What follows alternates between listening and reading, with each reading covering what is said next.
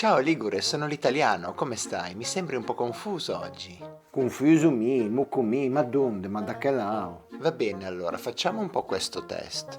Ti vuoi fare in test con mie? E vabbè, ma fanni fitto che da poco da una trova già. Dimmi un po' come chiami il geco. Ah, facile, quello chiamiamo scorpione. Scorpione? E allora lo scorpione come lo chiami? Ah, quell'altro chiamiamo tanqua. Va bene, ok. Dimmi l'arancia. Niatri, quello chiamiamo citron.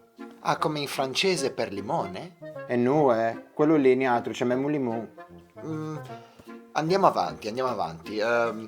Il ghiaccio Ah, già sa. è al femminile, ma non potevi dire giasso. No, il giasso lì è una brandina fetta di foglie. Ok, ancora, dimmi il sale. Ah, sa.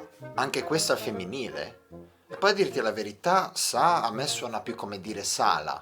No, quella si chiama Sara, non ha troppa fantasia dita di te. Mm, va bene, ok, capisco.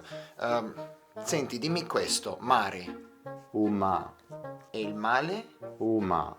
Insomma, per te sono la stessa parola? Sì, perché mi è, finché domani non che diciamo bene, mi non che vago. Ok, insomma, Ligure, parliamoci chiaro, mi sembri proprio fuori di testa.